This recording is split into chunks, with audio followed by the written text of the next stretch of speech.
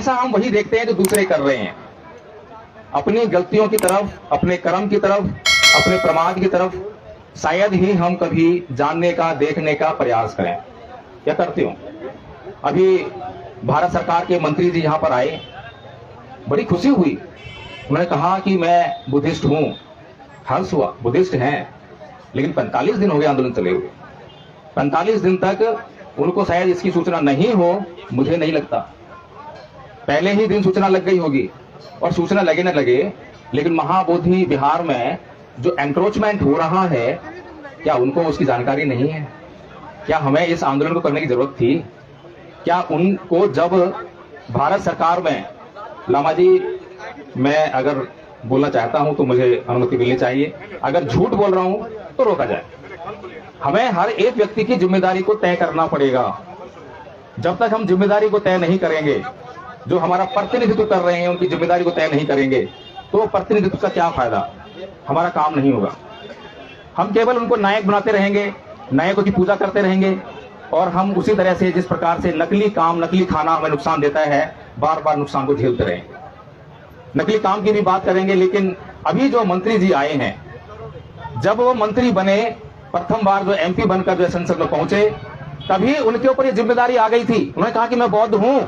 अगर बौद्ध हैं तो आपको पता था कि ये बीटी एक्ट यहां पर लागू है, और ये बीटी एक्ट लागू है तो बीटी एक्ट ये कहता है कि इसमें 4 हिंदू होंगे, 4 बौद्ध होंगे। ये बीटी एक्ट अपने आप में कह रहा है, चीख चीख के कह रहा है कि ये हिंदू बौद्ध नहीं है और बौद्ध हिंदू नहीं है। और इतिहास चीख चीख के कह रहा है, पूरी दुनिया कह रही है, वर्ल्ड हेरिटेज ऑर्गेनाइजेशन कह रहा है कि ये जो बीटी बौद्ध का टेम्पल है, ये बौद्धों की धरोहर है।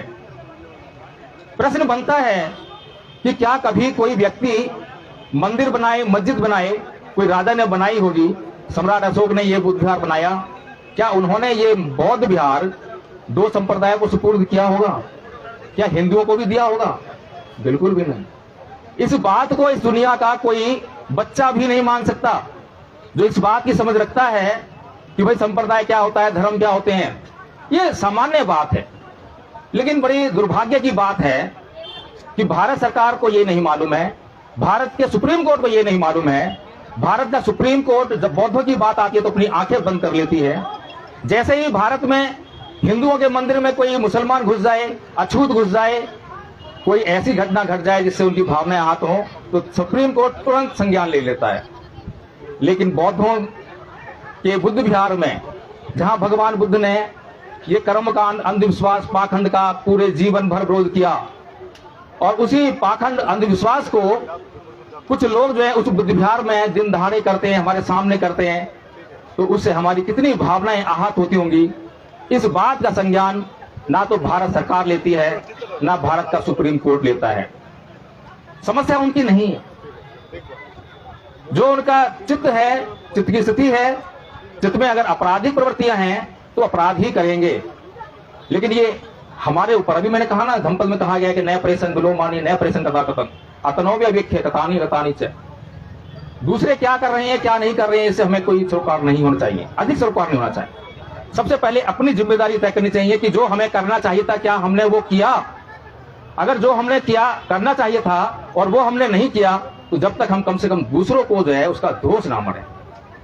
1956 में परम पूज्य बाबा साहेब डॉक्टर भीमराव अम्बेडकर ने इस देश और दुनिया को यह बताने का बहुत भारी काम किया कि हिंदू धर्म हमारे लिए सुलभ नहीं है, बौद्ध धर्म की शरण जाना हमारे लिए बहुत जरूरी है। उसी समय से तय हो गया था कि भारत के लोगों को बौद्ध धर्म की शरण जाना होगा। विशेष तौर पर जो लोग इस देश में धार्मिक रूप से अत्याचार सहन कर रहे हैं, पीड़ित हैं, उनको सहन कर रहे हैं, तो उनको तो ये काम करना ही चाहिए। चलिए, शॉर्ट बोलना है तो थोड़े से मैं यही कहना चाहूंगा कि परम पूज्य बाबा साहेब डॉक्टर भीमराव अम्बेडकर ने जो इस देश के लिए काम दिया था कि भारत को बौद्ध में करना है, और जब वे बौद्ध धर्म ग्रहण कर रहे थे, उनकी एक शिकायत थी भिक्खु चंद्रमणि से। उन्होंने कहा था कि मैं संघं शरणं गच्छामि नहीं करूंगा। उसी दिन दुनिया भर के भिक्षुओं को यह समझ लेना चाहिए था कि बाबा साहेब कुछ शिकायत कर रहे हैं। अगर उसी दिन दुनिया भर के भिक्षुओं ने उस बात को समझ लिया होता, तो मुझे लगता है कि आज भारत बौद्ध में हो गया होता। लेकिन समस्या ये है, मैंने कई लोगों से पूछा, दिल्ली में प्रेस कॉन्फ्रेंस हुई, वहां पर पूछा कि मुझे ये बताने का कष्ट करें कि इस आंदोलन का नेतृत्व कौन कर रहा है। कोई भिक्षु संघ है क्या? किसी भिक्षु संघ के अंदर ये पावर है कि वो ये घोषणा कर सके, निर्णय कर सके कि कौन सा असली भिक्षु है, कौन सा नकली भिक्षु है? कोई जवाब नहीं मिला। अगर किसी संघ के अंदर कोई संस्था ऐसी नहीं है तो हम किसके लिए मांग कर रहे हैं? अगर कल को हमारी ये मांग सरकार मानने भी लगे तो 4 बौद्ध तो अभी भी बीटी एक्ट में है ना। आप में से कोई बताए कि क्या वो बौद्ध हैं? और अभी भी जो है मुझे लगता है इंटरनेशनल लेवल पर भारत का रिप्रेजेंटेशन बौद्ध लोग जाते होंगे वहां पर। क्या वास्तव में जिन लोगों को आप बौद्ध कहते हो, जिन लोगों को आप बौद्ध कहना चाहते हो, वे ही जाते हैं? मुझे लगता है कि हमसे ज्यादा अच्छी तरह से सरकार ने बौद्धों की व्यवस्था कर रखी है, नकली बौद्धों की व्यवस्था। अगर आपको किसी दुकान के पास दुकान पर जाना है घी लेने के लिए और आपको असली घी और नकली घी की पहचान हो तो मुझे लगता है कि दुकानदार की हिम्मत नहीं होगी कि आपको नकली घी दे दे। हिम्मत होगी क्या? लेकिन अगर आपको नकली घी और असली घी की पहचान ना हो तो नकली घी ही लेकर आओगे। यही भारत में हो रहा है। और सबसे बड़ी समस्या क्या है, जब किसी भिक्षु के बारे में जांच परख की जाती है तो उपासक लोग बोलते हैं रहने दो, ये अपने लोग हैं। अब बताइए, जो माँ अपने बच्चों के गुनाहों को छुपाती फिरती है, गलतियों को छुपाती फिरती है, उसके बच्चों का भविष्य क्या होगा? क्या सुधरेंगे वो?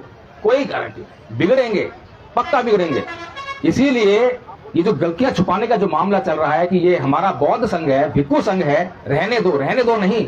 अगर रहने दो से वो भिक्षु सुधार कर लेता है तो ठीक है, लेकिन सुधार नहीं कर रहा है, उसको वो जो है मजबूरी मान रहा है। पता है कि बौद्धों की मजबूरी है कि उसको ऐसा मानना ही पड़ेगा, उसको चीबर के आगे झुकना ही पड़ेगा। और भिक्षु संघ नहीं है तो कोई निर्णय करने वाला नहीं है। मैंने एक मुस्लिम से पूछा कि क्या इस्लाम दारू पीने इजाजत देता है? कहता है नहीं। मैंने कहा जो मुसलमान दारू पीते हैं उनके लिए क्या व्यवस्था है? कोई व्यवस्था नहीं है, वो भी मुसलमान है। ऐसे ही बौद्ध भी हैं जो सीलों का पालन नहीं करते हैं, सरेआम सीलों का उल्लंघन करते हैं, चोरी करते हैं, झूठ बोलते हैं, गुस्सा करते हैं, तो उनके लिए कोई संस्था नहीं है जो उनको उस समुदाय से बाहर कर दे। जिस दिन दूसरों के पास व्यवस्था हो या ना हो कोई फर्क नहीं पड़ता, लेकिन ये बौद्ध धर्म की बात कर रहे हैं। बौद्ध धर्म के पास ऐसी व्यवस्था का होना बहुत जरूरी है। इसलिए धम्म संघ के माध्यम से, क्योंकि हमारी भी भावना है, ये महाविहार हमारा भी है, हमारी भी भावना है कि ये महाविहार हमारे हाथ में हो, लेकिन हवा में बात करने से महाविहार अगर हाथ में आ जाए तो ठीक है, लेकिन ऐसा नहीं होने वाला। इसलिए धम्म संघ ने अपना काम शुरू कर दिया है और पिछले 3 दिन से मैं यहाँ आंदोलन में हूँ।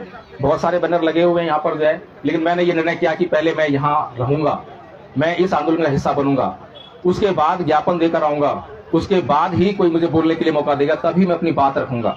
केवल यहाँ पर मैं अपना भाषण देने के लिए नहीं आया हूँ। इसके अलावा धम्म संघ ने अपने 2 आचार्य जी हैं क्या? आचार्य दयाशंकर जी, आचार्य ब्रजलाल जी हैं क्या? 2 आचार्य यहाँ पर परमानेंट छोड़े हैं अपने खर्चे पर। वे यहाँ लगातार इस मुहिम का हिस्सा बनेंगे और बीच में कहीं जाना पड़े तो संघ प्रयास करेगा कि उनकी जगह पर जो है दूसरे कोई भी आचार्य जो यहाँ पर आए। हवाई नहीं। और यहाँ पर आकर धम्म संघ ने प्रत्येक बौद्ध को बौद्ध कैसा होना चाहिए, बौद्ध को बेसिक कोर्स तो आने चाहिए, बेसिक नॉलेज तो बुद्धिज्म की होनी चाहिए। अगर बेसिक नॉलेज बुद्धिज्म की नहीं है, आदरणीय जी बैठे हैं, आज सुबह सुबह इनके घर में थोड़ा सा घटना घट गई और थोड़ी सी घटना पर मैंने धम्म पर प्रकाश डाला। उन्हें समझ में आ गया कि धम्म जो है मेरे लिए कितना जरूरी है, कितना जरूरी है। तो धम्म जो है हमारे लिए दवा है, और जो इस दवा का इस्तेमाल करेगा वो दवा का लाभ होने पर अपने आप उसका प्रचार करेगा, किसी को कहने की आवश्यकता नहीं पड़ेगी। बहुत बहुत साधुवाद। कल के लिए मुझे मौका मिले ना मिले मुझे, लेकिन मैं आज की बात अपनी समाप्त करता हूं। अगर किसी को गलत लगा हो, बुरा लगा हो तो क्षमा प्रार्थी हूं, लेकिन मेरी ये आदत है कि मैं स्पष्ट बोलता हूं। जितने भी आंदोलन भाग लिया है, दोबारा मुझे मौका नहीं मिलता, ये भी एक बात है। ठीक है, बहुत साधुवाद।